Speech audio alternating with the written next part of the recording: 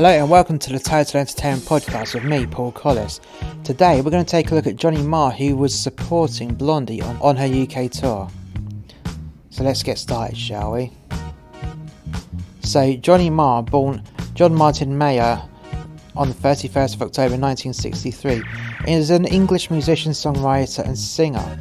He first achieved fame as a guitarist and co-writer of The Smiths, who were active from 1982 to 1987. He has since performed with numerous other bands and embarked on a solo career.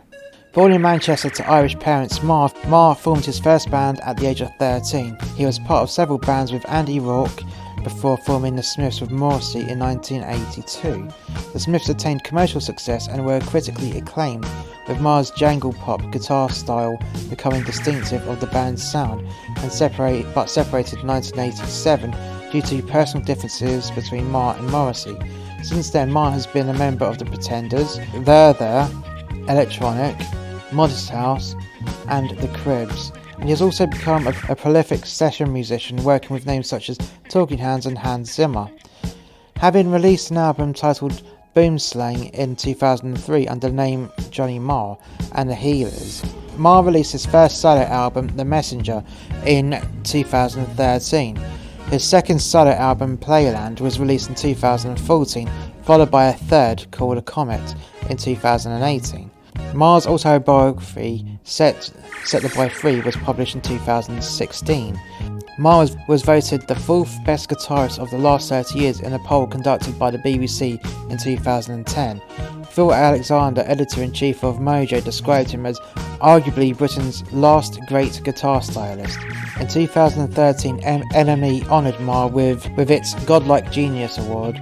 Not content with rewriting the history of music with one of the world's greatest ever bands, The Smiths, he continued to push boundaries and evolved throughout his career, working with some of the best and most exciting artists on the planet. Marr has used a variety of guitars throughout his career, but these are his most notable instruments. The Fender Jaguar. He has played a Jaguar since 2005. In 2012, Fender issued the Johnny Marr signature Fender Jaguar, which has several modifications, including specially voiced Johnny Marr custom pickups and 4-position blade switch. The Rickenbacker 330. This guitar is most often associated with Marr due to its jangly sound for which he is known. He played it with the Smiths and can also be seen in the promotional video for Vivid by Electronic. He also owns a 360 12-string model that belonged to Pete Townshend. Marr acknowledged that many of the songs that were thought to have been recorded on this Rickenbacker were in fact recorded on a Fender Stratocaster. Johnny Marr used a 1962 Fender Stratocaster to record There Is a Light That Never Goes Out, and for much of the Smiths' 1986 UK and US tours. He also used a 1963 Fender Stratocaster to record The Boy with a Thorn in His Side, which was one of his main guitars in the 1986 tour. Fender Telecaster. While Marr was associated with the Rickenbacker 330, he admitted that many of the jangly songs that were recorded by the Smiths were in fact done with John Porter's 1954 Telecaster, including This Charming Man. Gibson Les Paul.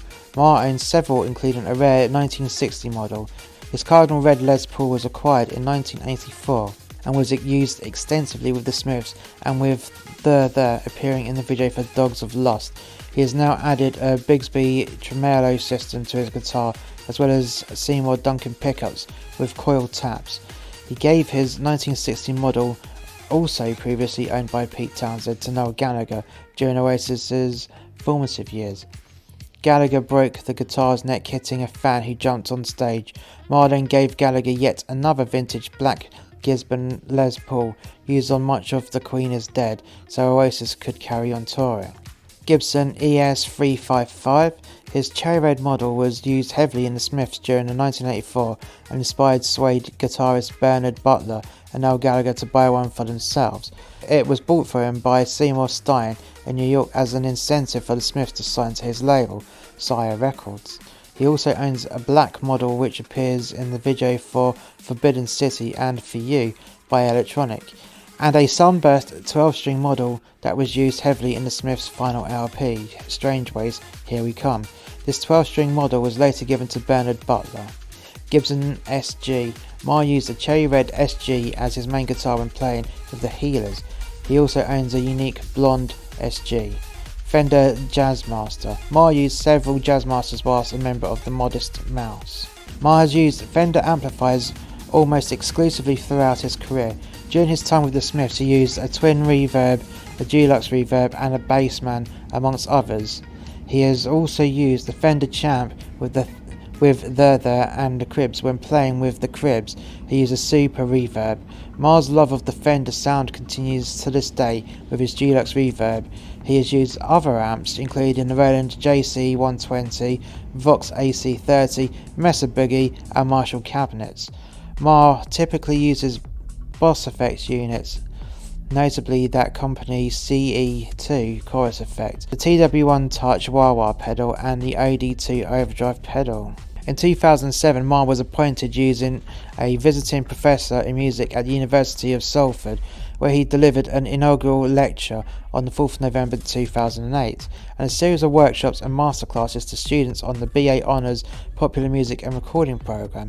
On the 19th of July 2012, he received an honorary doctorate from the University of Salford for outstanding achievements in changing the face of British guitar music. On the 3rd of November in 2018, Marr unveiled a plaque to his parents' hometown, Athy, in County Kildare, Ireland. This was part of the Made of Athy project. On the 19th of January 2012, Marr received the Boss Lifetime Achievement Award as part of the NAMM Music Industry Trade Show. Now we've had a fair amount of info on Johnny Marr, let's see how his performance went down. We'll be back after this.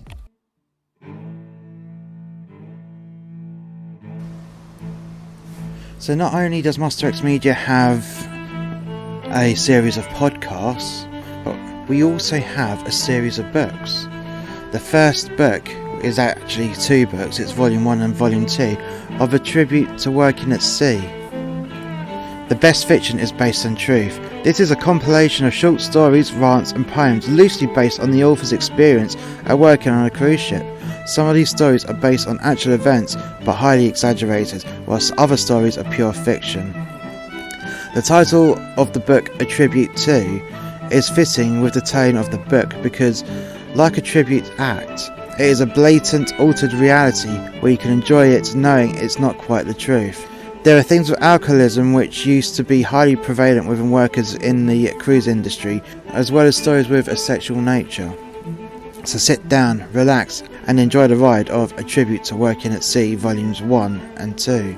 All of these books are available on Amazon and are available in paperback and on Kindle, and the links for all these books are in the description below.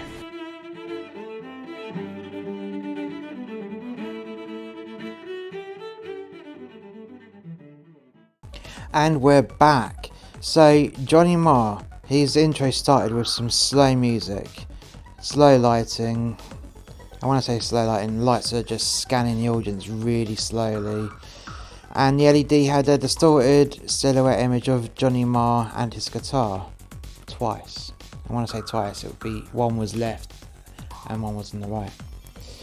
Anyways, lighting wise, Johnny Marr had 2 rows of LED flood, well, the LED flood strobes, you know, they could be either or. So LX1 and he had some on LX3, I believe, and those are there just to illuminate the audience, or to give some dramatic emphasis to parts of the song, so it would follow the bass line, for example, or the kick drum. They weren't used throughout the whole of his hour-long set. No, they're just there for some of the bigger songs. And as I said, it's there to light the audience and give a nice little in-sequence light, like Close Encounters of the Third Kind. If you've seen that movie, where the different lights would light up in sequence to the song, and that's how they did it. He had 1 row of LED washers backlighting the stage, which were on LX4, and you know, because they're lower down than the rest of it, because it was yet again rates that LX1 was high, LX2 was a little bit lower, LX3 was a little bit lower than that, and LX4 was a little bit lower than that, and which is just above the screen height. And yeah, so his LED washers were backlighting him and he had a little bit of front light from LX1 as well. So not anything really special per se, because it was Blondie's lighting rig, and Blondie's team was kind enough to let him have a lot more use than most people would normally get when they're supporting on a rig like that.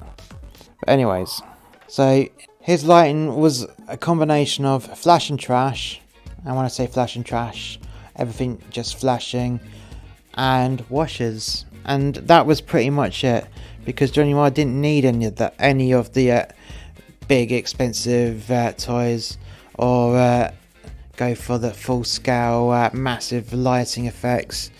He just wanted to be seen. That's all he wanted, was to be seen on stage.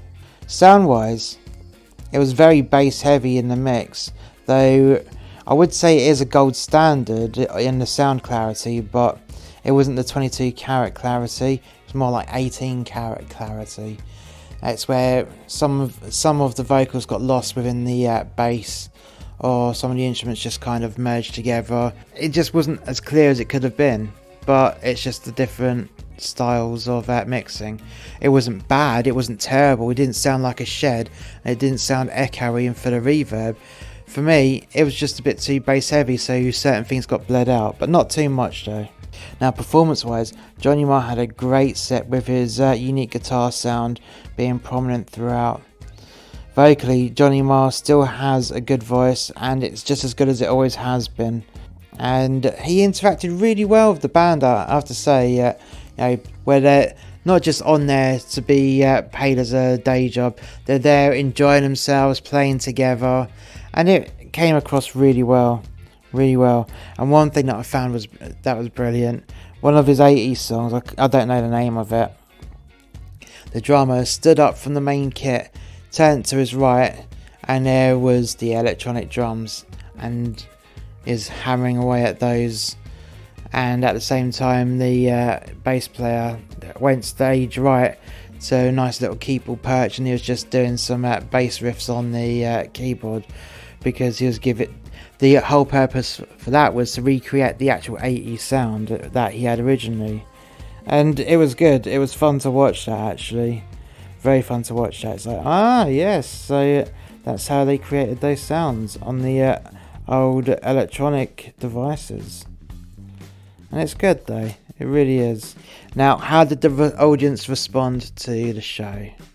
Well, considering most of the audience were in for Johnny Marr, they were there for him and Blondie, not consequently for Johnny Marr because he was there as a support. They were there because they really wanted to see Johnny Marr, and they really wanted to see Blondie. Hence why most of the audience were in at the start of Johnny Marr's set, and it was really good. Every song commanded a massive round of applause. There was lots of cheering, lots of singing, lots of dancing, and it was really great to see something like that, especially from a supporting artist such as Johnny Marr, who is actually an A-list artist. And I suppose he just wanted to get back out on tour after the pandemic and not have the expense of going out on tour, i.e. being on the supporting artist. And then I'm sure that he'll go out on his own, under his own steam, as his own headliner at some point in the future. But what a way to get back into the live performance when everyone's trying to get back and recover from the pandemic. Thank you for listening to today's podcast. If you've enjoyed today's podcast, please hit like, subscribe and share. And if you haven't already done so, why not check out some of our other content from Muster X Media, which you can find on our website, which is www.musterxmedia.info. And we'll catch you next time. Bye for now.